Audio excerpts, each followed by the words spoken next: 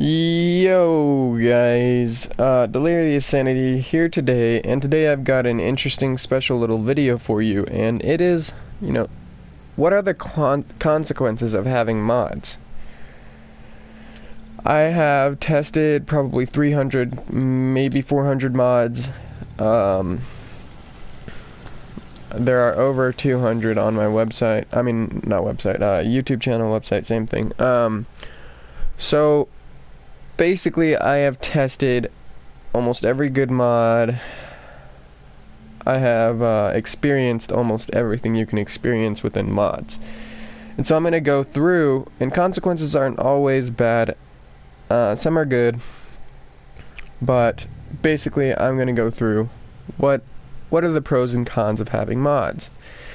So I'm going to go through the pros first, because I always like my good news before my bad news. So obviously with mods, you're allowed to have all kinds of things that you don't already have in the base game. I know with PS4 limitations, you do have to have, base game assets in order to make the mods, but that doesn't mean that people cannot be creative, because people are very, very creative. I mean, to be honest, when I first heard that there was going to be no outside assets, I was kind of like, well then why even make mods? But then once mods started coming out, and more mods came out, more and more added up, there's actually a large list of very good mods out there for PS4, even though there are limitations as hell. So, it expands your game past the point that you were ever able to go, and especially with Fallout 4, how it was a bit of a disappointment for all of you Fallout fans who had played the other ones.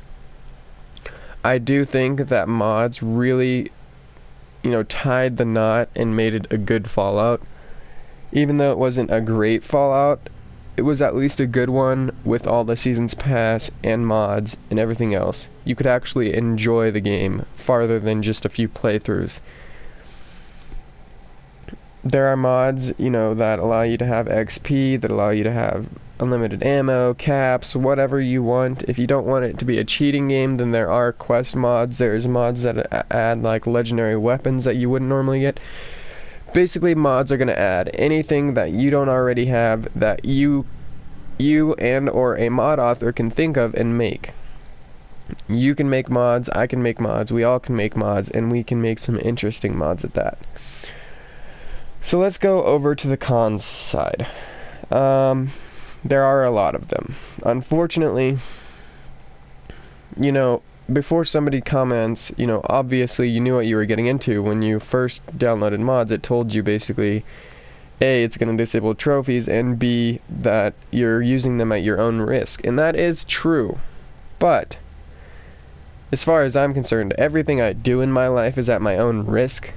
And I have modded other video games, and considering Fallout 4 is the first game to have mods legally, first good game that is, on console, obviously my mods weren't very legal. However, I have modded other games before, and I can tell you there are some crashes, there are this, that, and the other, your game will freeze sometimes, but it wasn't like this. Okay, there are so many cons about having mods, it's incredible. So basically, your game's gonna freeze all the time, and it's always gonna crash. I mean, I swear to you, I do 5 mod videos a day now. Well, I try to get 5 through. Sometimes I can't even get 5 through because it's crashing so many times. It's just irritating as hell. And it's not like, when I first started doing mods, I did have like 30 or 40 active. At that point, I could understand why it was, crashing all the time. But now that I've gotten a new Fallout disc, I have deleted and reinstalled the DLC and the entire game 2 times now. And I only have like 10 mods active. There should be no reason that this is crashing my game. But for some odd reason, there is still all sorts of crashing going on. There's like numerous ways it can crash. A, your game just freezes.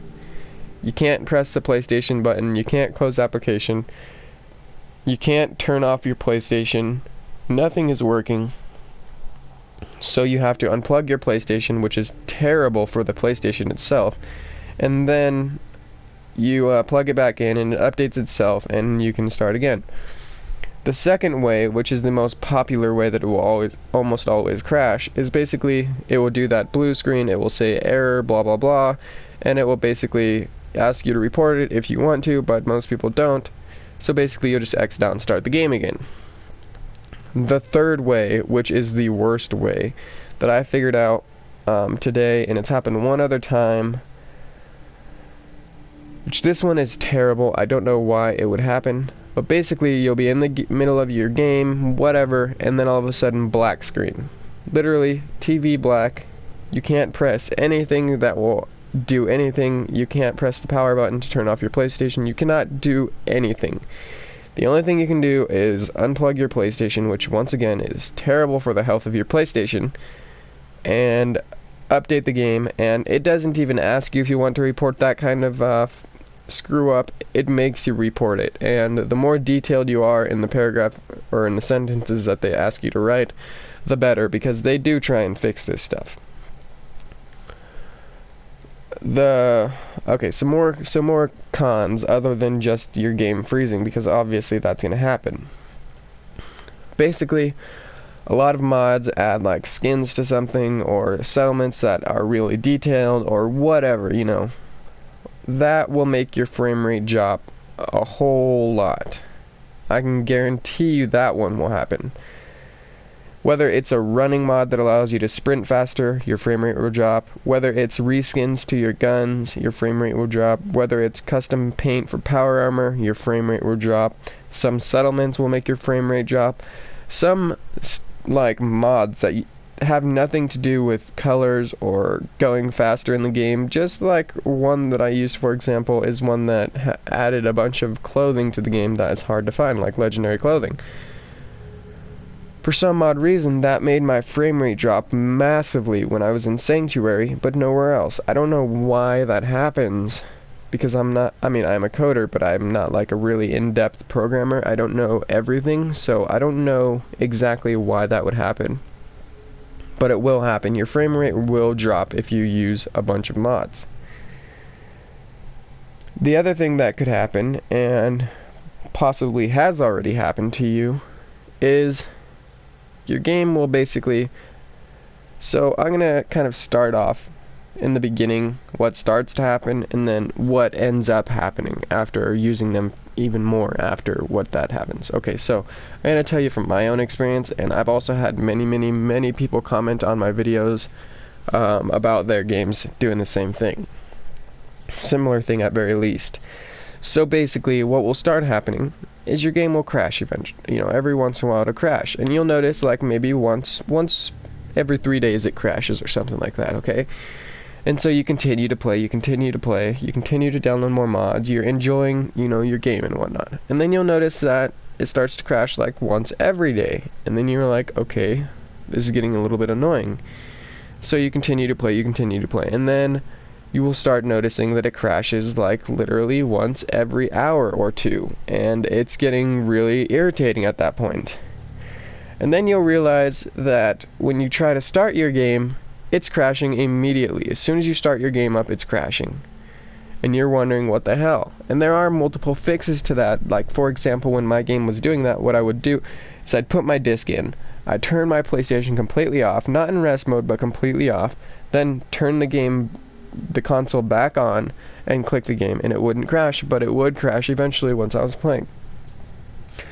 So after all that, after your game's crashing, as soon as you turn it on and it's just crashing, basically what will eventually happen is you will notice that when you go to click on your disk, it will say corrupted data, or it will have like a, you know, a frowny face or like an unplugged cord or something like that. I forget what the emblem is for this console.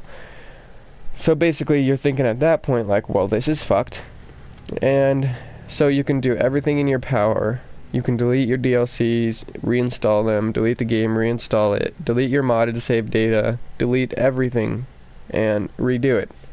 It might work a little bit better, but I can guarantee you that it will build up to the point where your game is not playable anymore. That happened to me and I had to go to GameStop, and since I had the warranty, I had just asked for a new game, and I bought the warranty for my second game, which is only $2 or $3 depending on the game. I would recommend it 100%, 1,000%, because you need to have a warranty on a game that has mods where you're using it at your own risk. And even if you take care of your games and you put them in their cases and you don't let your little brother play with them or little siblings, whatever, there's still a possibility of your game breaking, even if you're an adult that will very much take care of it. You always want to have that warranty. I buy the warranty for all of my games, but especially games that I'm modding. So I went in, got a new game, deleted all my modded save data, deleted all my data for the game, brought the game home, and the Fallout worked perfectly as if it was a new disc. And since then I've been running on the new disc and it's been working, but it has been crashing every once in a while, freezing every once in a while, frame rate dropping every once in a while. It happens. It will happen to the best of us, I can tell you that for sure. Now, the other thing that there is a possibility of, but the possibility is not high, it hasn't happened to me, and I don't think it's happened to anybody else on PS4 yet, but you can overdo your PlayStation. If you have just lots and lots and lots of mods on, you can mess up your PlayStation 4. The likelihood of that happening are very, very, very slim, especially because most people only have like 3 to 5 mods active at once. But it is possible. I mean, even on Xbox, where there was only really one mod that really broke somebody's system, there was a guy who literally, it wasn't just one mod that broke his system. He downloaded so many mods. He had over 100 mods downloaded at once, and his Xbox broke, and it was unfixable. That can happen. Very unlikely on PlayStation, because we do have inside assets of the game, so we're not getting any external code, so somebody can't just go and make a mod that will actually break your system. But a buildup of having a whole crap ton of mods can possibly do so. But that is one reason that Sony has added those restrictions, is A, they don't want to get hacked, and B, they don't want you to get hacked. So even though it is kind of a dick move putting all those restrictions, they do it with something nice in mind. So now that I've went over pretty much the majority of the cons and stuff that will happen to it, I may have left out a few. Like, another thing that could possibly happen is like mods can clash with each other. So for a good example, if you have the oil rig settlement mod, which was actually a very popular one when mods first came out, it takes off the borders of the game. And there are multiple settlement mods that if you have them, they add borders to your game. And basically having no borders and adding certain restrictions to the borders basically messes your game up, and you'll be stuck in like an invisible box if you're like me in Sanctuary, and or you'll just be blocked off from certain parts of the map, like inside the map, like in Sanctuary and in like Diamond City and stuff like that. Like major points where you need to be going can be messed up because of mods. That is another, major thing that can happen with mods, is they can clash together. Kind of try and make, really pay attention to what your mod does. You can have multiple settlement mods, obviously not in the same area. You can have multiple build mods, but try them, if you're going to be doing build mods, use the unlock settlement objects mods, because there's a whole list of them, and there's a patch for each DLC, and they work very well.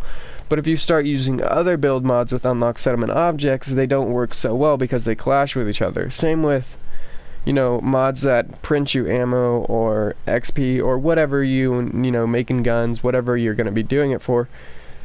Stuff like kind of a crafter mod.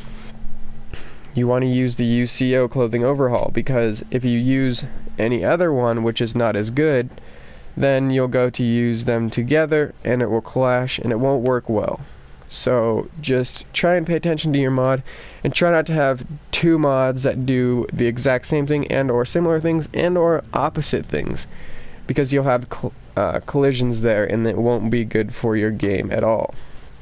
And I've noticed that even though, some mods may clash together, and even though you have deleted them, the problem may not be gone. You might have to delete all your modded save data and reinstall the game. Sometimes that just happens. It's really weird. I don't know how exactly it works, but I don't think they delete the mods ever completely until you completely delete your game and reinstall it. That's the only way that I have figured out to make it work perfectly good, just like a brand new game again. So guys, if you're having problems that I didn't mention, let me know in the comments down below. Basically, those are all the consequences that I could think of for having mods, good and bad. Anyway guys, I appreciate you watching. Subscribe and check out my channel, and I will catch you in the next one. Enjoy your mods and enjoy your day, guys. And be safe. Peace out.